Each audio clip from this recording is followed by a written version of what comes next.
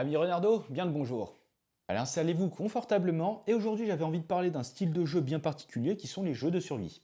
Donc de façon générale dans ce domaine vous aurez un groupe de survivants ou de personnes à gérer. Vous aurez bien souvent une première phase où vous allez pouvoir explorer pour récupérer des ressources, donc ça soit de la nourriture, des matériaux, etc.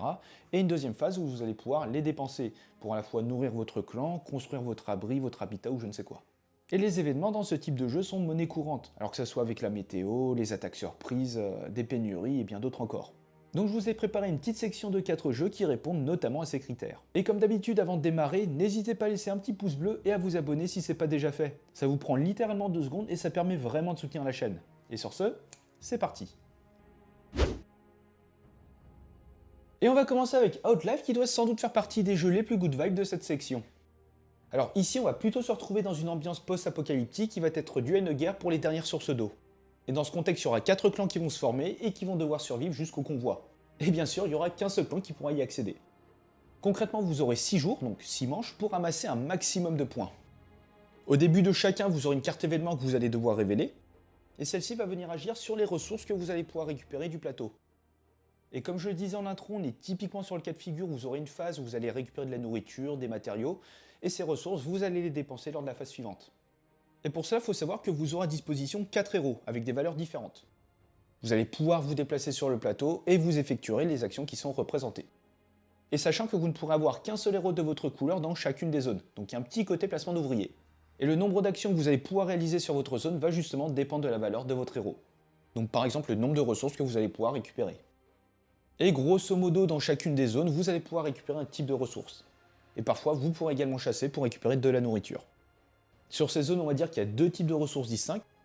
Vous aurez premièrement les denrées pour nourrir votre clan, et vous aurez les matériaux pour à la fois réparer vos équipements et construire des salles.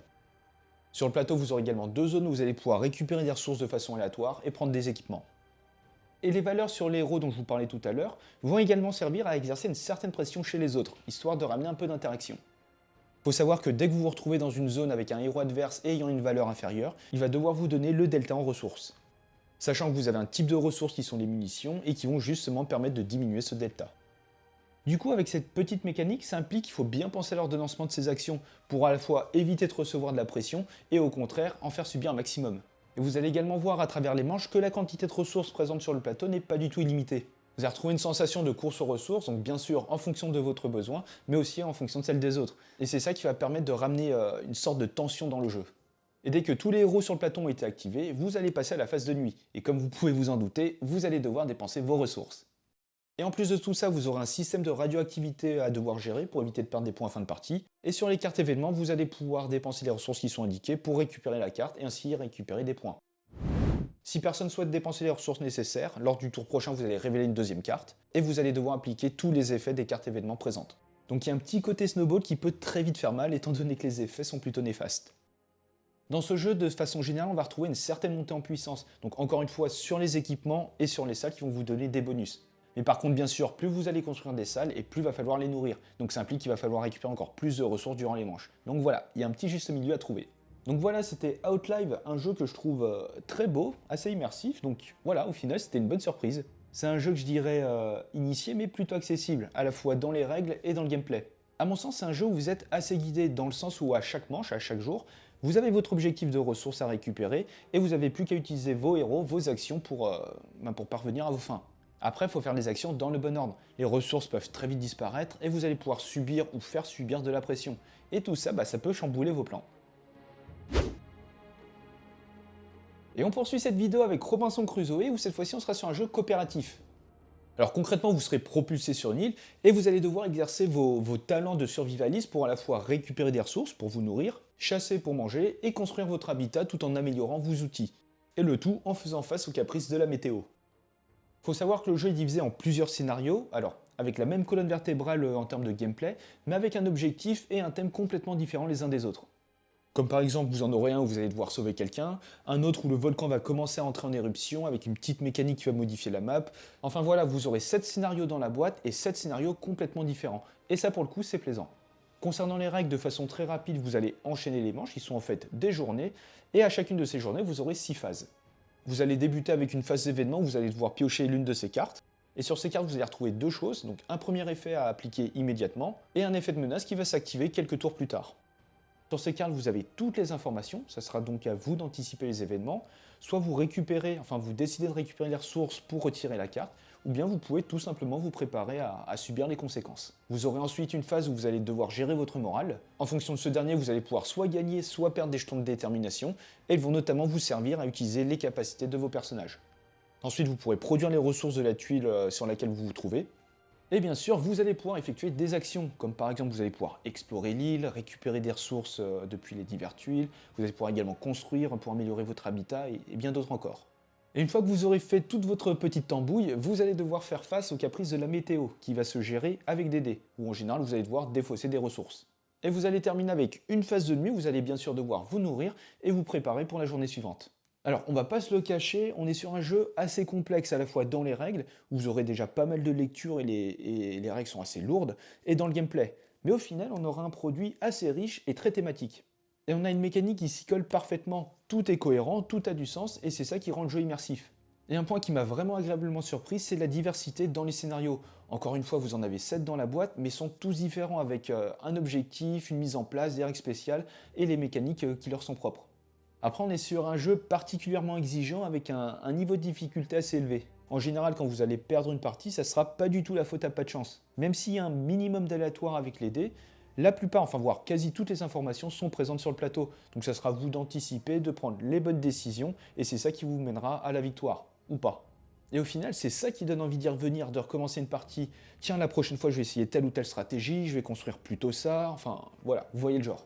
Concernant la rejouabilité, il faut noter qu'elle est assez présente. Alors bien sûr, ça va jouer sur les différents scénarios, mais également sur vos personnages. Il faut savoir qu'ils ont chacun leur propre capacité. Ça va également se jouer sur les cartes événements, enfin l'ordre de sortie des cartes, et sur la disposition de l'île. Donc voilà, c'était Robinson Crusoe, un jeu qui m'a vraiment plu malgré la complexité dans les règles et dans le gameplay, mais encore une fois, on est sur un jeu où la mécanique colle très bien au thème, et les scénarios sont bien faits. Allez, jeu suivant avec This War of Mine, où là cette fois-ci on va rentrer dans du sérieux. Sérieux dans le sens où le jeu va se baser sur des faits réels et va chercher à nous retranscrire tout le siège de Sarajevo dans les années 90. On est sur un jeu coopératif, tout comme le précédent, très thématique, donc qui va traiter du sujet de la guerre, et ce qui va rendre son ambiance assez violente, assez sombre, et qui le sera tout autant avec la narration. Les règles sont plutôt simples, mais le jeu se veut complexe, intransigeant et punitif. Concrètement, vous êtes un groupe de civils toujours en vie dans la ville assiégée, et votre but, tout simplement de survivre. Le jeu sera décomposé en plusieurs jours qui eux-mêmes seront divisés en plusieurs phases. Le matin, ça va justement être le moment où vous allez devoir vous nourrir. Encore faut-il avoir quelque chose à manger sous la main. Et boire aussi. 2 litres d'eau par jour, faut pas oublier. Ensuite, l'après-midi, vous allez pouvoir faire des actions dans votre repère, une sorte d'immeuble qui fait office d'abri. Vous allez pouvoir déblayer des pièces, fouiller pour trouver la moindre trace de nourriture ou de composants, etc. Et composants que vous allez justement utiliser pour fabriquer des objets, ce qui va permettre entre autres d'améliorer vos conditions de survie.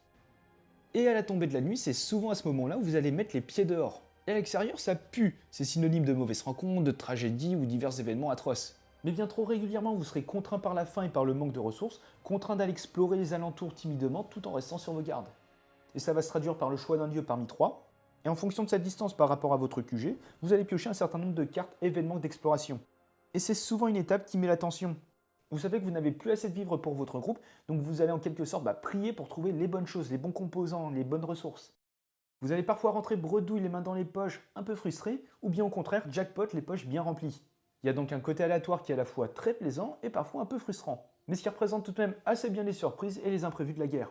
Et pendant que vous envoyez vos compagnons en expédition, va falloir monter la garde. Car en période de crise, durant la nuit, vous n'êtes pas à l'abri d'un raid pour piller vos ressources. En plus de ça, va falloir gérer le froid dans votre demeure, la maladie, la fatigue, la dépression. Enfin bref, vous aurez tout un tas de paramètres à devoir gérer au mieux. Et je dis bien au mieux. Et ce que je vous ai pas dit, c'est que votre survie va être accompagnée d'une sorte de journal de bord qui va vous narrer les différents événements, ce que vous voyez autour de vous et comment vous vivez ce siège qui dure des mois et des mois. Vous aurez certaines cartes qui vous demanderont de lire un certain passage qui sera bien défini. Et ces derniers sont plutôt bien écrits, avec des textes qui arrivent à nous plonger dans l'horreur de la guerre et avec souvent des choix horribles à faire. Et comme je le disais au début, le jeu est dur, vous allez souvent mourir et perdre vos parties. Mais survivre, c'est entre guillemets un métier qui s'apprend. C'est un jeu où vous allez apprendre de vos erreurs pour faire mieux durant les parties suivantes.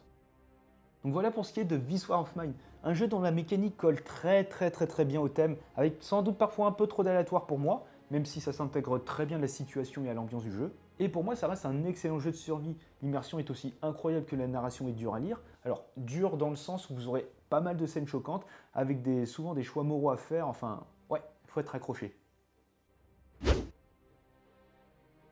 Et on va terminer avec Frostpunk, qui doit sans doute faire partie des jeux les plus compliqués de cette vidéo, alors compliqué à la fois dans les règles et dans le gameplay, pour survivre. On sera à peu près dans la même lignée que This War of Mine en termes de retranscription d'ambiance, donc on sera sur quelque chose d'assez lourd émotionnellement. Vous allez vous retrouver dans un monde post-apocalyptique, style steampunk hivernal, où le blizzard règne en maître. Et pour survivre à ces tempêtes de glace, à cet hiver éternel, vous allez vous reposer sur une technologie basée sur la vapeur. Vous allez devoir récolter des ressources, bâtir des bâtiments, mener des expéditions, et le tout en alimentant le générateur central, qui est la source principale de chaleur et qui va maintenir tous vos citoyens au chaud. Il faut savoir que le jeu va se jouer en scénario, alors dans la boîte de base vous en avez 8, donc 3 experts. Mais vous n'avez pas besoin du mode expert pour avoir du challenge. Chaque scénario a son objectif, ses règles, sa propre histoire, mais vous aurez toujours les mêmes conditions de défaite. Et croyez-moi, le jeu est vraiment là pour vous en mettre plein la tête. C'est un jeu avec plein de paramètres à prendre en compte à travers beaucoup de phases. Vous avez une phase matin où vous allez devoir piocher une carte avec un événement lambda qui va survenir, et parfois vous aurez des choix moraux à faire qui auront un impact sur le jeu plus ou moins immédiat. Vous aurez ensuite le générateur central à vous occuper. En fonction de son niveau de chaleur, vos citoyens pourront potentiellement devenir malades, et les malades vont épuiser certains de vos meeples, vous retirant ainsi des actions pendant la phase d'action. Et dans les cas extrêmes, ça va tout simplement tuer vos citoyens, ce qui va apporter un malus supplémentaire. Sachant que trop de maladies entraînent la défaite, et trop de morts entraînent la défaite également. Et bien sûr, à la fin de cette étape, le niveau redescend à 0, sinon c'est pas drôle. Ce qui va vous forcer à réinvestir du charbon pour augmenter la chaleur. Puis vient la phase météo qui est souvent douloureuse. Et cela va se traduire déjà par la diminution de la température, également par l'augmentation de certains marqueurs. Étant donné que la jauge augmente, il vous faudra encore plus de charbon pour éviter les malades. Donc plus la partie va durer, et plus ça va devenir compliqué. En plus de ça, le marqueur tempête va pouvoir potentiellement se déclencher plus vite, et vos expéditions pourront gagner du terrain en explorant. Vient ensuite la phase d'action où vous allez faire vos actions. Vous pourrez récolter des ressources, bâtir de nouveaux bâtiments, les utiliser pour diverses fonctions, vous pourrez déneiger pour trouver de nouveaux terrains avec des gisements. Enfin bref, l'objectif ici c'est vraiment d'anticiper un maximum toute la merde qui va vous arriver en accumulant assez de ressources et surtout en vous chauffant assez. Et d'ailleurs tout le concept du jeu se base là-dessus, sur la chaleur et sur l'alimentation du générateur central. Il faut savoir que vous avez deux types d'actions. Vous avez les actions chaudes, où rien ne se passe, tout va bien, et vous avez les actions froides. Ces dernières vont rendre tout simplement malade le type de meeple utilisé. Et pour déterminer ce type d'action, on va revenir sur cette piste avec le marqueur de chaleur. En utilisant du charbon que vous allez placer dans le générateur, vous allez pouvoir augmenter cette jauge. Et chose que j'ai pas dite, c'est qu'à la phase de générateur, vous allez devoir récupérer tous les cubes charbon qui sont tombés au fond. Ces cubes, vous allez les placer sur une piste, et dès lors que cette piste est remplie, boum, le générateur surchauffe. Et là encore, plus vous allez avancer dans les tours, et plus vous devrez mettre du charbon dans le générateur pour réchauffer tous vos citoyens. Et ce qui implique plus de chances de surchauffe, et donc de défaite. Mais bref, en tout cas, le marqueur va déterminer quel type de bâtiment sera chauffé, en fonction de leur couleur, et des différentes zones autour du générateur.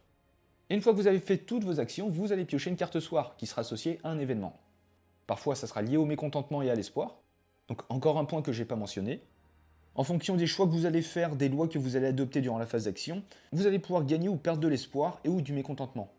Si vous avez plus d'espoir, c'est ciao, fin de la partie, et à l'inverse, trop de mécontentement, là encore, c'est la défaite.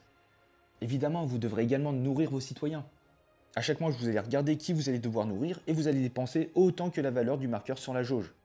Si vous n'avez pas assez à manger, ça peut provoquer des morts, et si votre niveau de nourriture est trop bas, c'est la famine et la défaite. Et enfin, dernière phase qui va être la phase de nuit, et où vous allez devoir loger tous vos meeples.